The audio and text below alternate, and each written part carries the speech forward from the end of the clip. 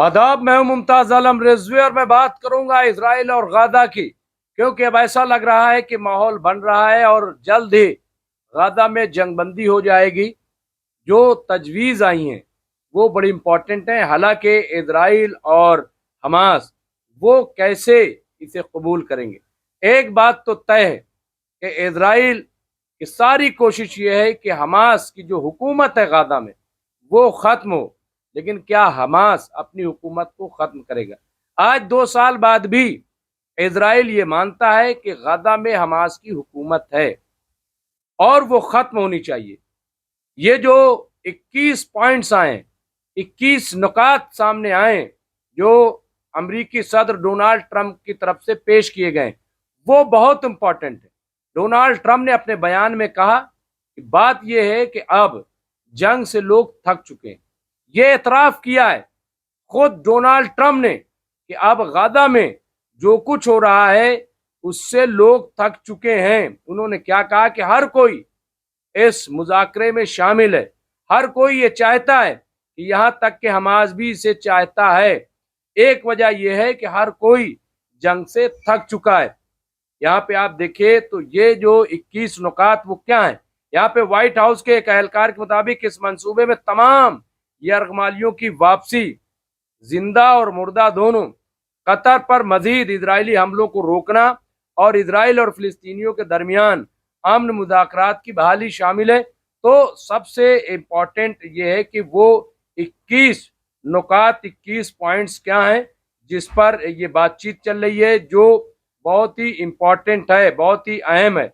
और क्या ये वाकई नितिन याहू क्या चाहते हैं, नितिन याहू का क्या मकसद, मैं वो 21 पॉइंट्स आपकी खिदमत पेश करूंगा। लेकिन उससे पहले आप ये देखिए कि नितिन याहू ने अपने बयान में क्या कहा कि मुझे उम्मीद है कि हम इसे आगे बढ़ा सकें, क्योंकि हम अपने बंधकों को आज़ाद कराना चाहते हैं। हम हमास के शासन से, हुकूमत से छुटकारा पाना चाहते हैं और उन्हें डी आर्म करना चाहते हैं, डिसआर्म करना चाहते हैं, यानी निशस्त्र जो है उन्हें करना चाहते हैं। गाजा को सैन्यकरण से मुक्त करना चाहते हैं और गाजा इजरायलियों के लिए, साथ ही पूरे क्षेत्र के लिए एक नया भविष्य, नया मुस्तकबिल कायम करना चाहते हैं। ये आप देखिए, ये जो बयान आया है इसमें कितनी सच्चाई है। लेकिन इम्पॉर्टेंट ये है कि खुद हमास क्या चाहता है। हमास का बयान अभी ये आया कि हमास तक कोई बात नहीं पहुंची, यानी क्या हमास से राब्ता नहीं किया गया, हमास से बातचीत नहीं हुई, जबकि बार बार डोनाल्ड ट्रंप ये कह रहे हैं कि हमास भी इससे मुतमईन है। नहीं, हमास देखिए शुरू से जंग नहीं चाहता, हमास मुज़ाकरा करना चाहता है, बातचीत करना चाहता है और वो उसने बातचीत भी की। लेकिन दोगलापन किसने किया, अटैक किसने किया बातचीत के दौरान, ये देखने वाली बात होगी। लेकिन एक बार भी क्या डोनाल्ड ट्रंप ने नितिन याहू को कुछ कहा? नहीं कहा। बहरहाल आइए सबसे पहले डालते हैं कि वो 21 नुकात कौन से। और चूंकि आप खुद इस मामले को सुनते रहे, जानते रहे, आपको खुद समझ में आ जाएगा कि अमेरिका क्या चाहता है। क्या वाकई वो जंगबंदी चाहता है? ये बात अलग है कि अब अमेरिका ने भी ये मान लिया है कि जंग से सब थक चुके हैं, यानी अमेरिका भी थक चुका है, इजराइल भी थक चुका है, इसमें दो राय नहीं है।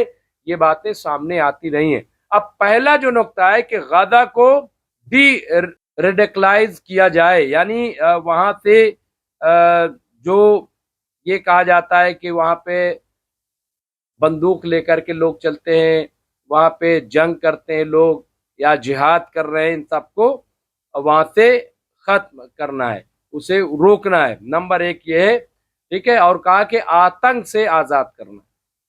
अब किसका आतंक है, ये सारे पॉइंट्स आप देखते हुए चलिएगा। नंबर एक क्या है कि गाजा को डी रेडिकलाइज करके वहां से जो आतंक है उससे उसे आजाद करना है गाजा को। नंबर एक, गाजा पट्टी का फिर से पुनर्विकास करना है ताकि लोगों की जिंदगी एक बार फिर पटरी पे आ सके, यानी वहां बाज आबादकारी का काम हमें दोबारा शुरू करना है ताकि जिंदगी अच्छी से वहां पे फिर से पटरी पर लौट आए। अब यहाँ पे एक और कि दोनों पक्षों की, यानी दोनों फरीक जो हैं, इजराइल और हमास की सहमति पर तुरंत यानी फौरन जंगबंदी होगी और इजराइल अपनी सैन्य कार्रवाई को रोकेगा।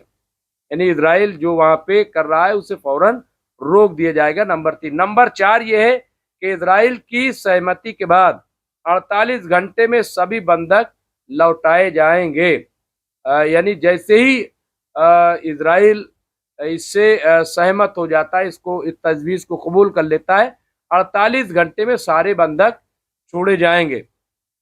इसके अलावा यहाँ पे ये भी 5वें नंबर पर कहा गया। इसके बाद इजराइल फिर सैकड़ों आजीवन कारावास का सामना कर रहे फिलिस्तीनी कैदियों, युद्ध में बंद 1000 से ज्यादा गाजा के लोगों, शहरियों और जो मर गए मृत फिलिस्तीनियों की लाशों को वापस किया जाएगा, उनको वापस कर दिया जाएगा। ये उसके बदले में किया जाएगा, यानी अदला बदली की जाएगी। नंबर 6 ये है कि शांतिपूर्ण अमन तरीके से हमास के सदस्यों को माफी दी जाएगी। अब यहाँ पे माफी दी जाएगी, माफ कर दिया जाएगा उन्हें, ये यहाँ पे कहा जा रहा है। अब इसको सबको गौर से सुनिएगा कि माफी दी जाएगी, माफ करेंगे। नंबर 7 मानवीय सहायता का स्तर जनवरी 2025 की डील जैसा रहेगा, यानी रोजाना 600 ट्रक, साथ ही पुनर्निर्माण भी होगा, बाद आबादकारी होगी। 600 ट्रक रोज गाजा के अंदर भेजे जाएंगे। नंबर 8 सहायता के वितरण, यानी जो वहां पे मदद जाएगी उसे सिर्फ संयुक्त राष्ट्र यानी यूएन और रेड क्रिसेंट जैसी इंटरनेशनल संस्थाएं ही करेंगी, वो तकसीम करने के लिए उन्हें लगाया जाएगा, इसके अलावा कोई नहीं होगा। नंबर 9 गाजा का प्रशासन अस्थायी फिलिस्तीनी तकनीकी विशेषज्ञों के हाथ में होगा, जिसकी निगरानी अमेरिकी नेतृत्व वाली इंटरनेशनल समिति करेगी।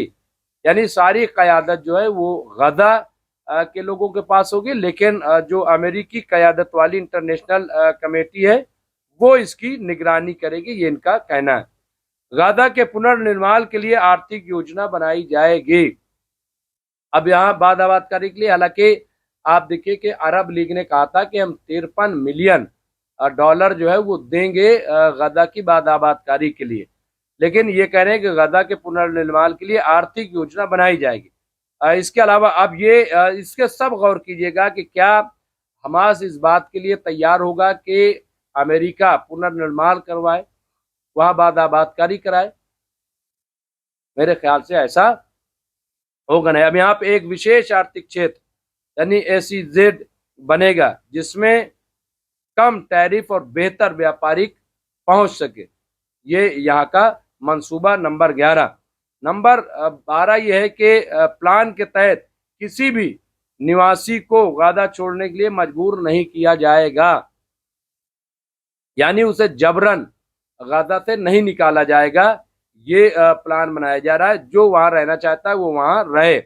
नंबर 13 हमास के शासन से बाहर रखा जाएगा, हमास को शासन से, हुकूमत से बाहर रखा जाएगा, ये इसमें रखा गया है। उसके सभी सैन्य ढांचे भी नष्ट होंगे। तो अब ये बहुत इंपॉर्टेंट है, वही डिसआर्म वाली बात।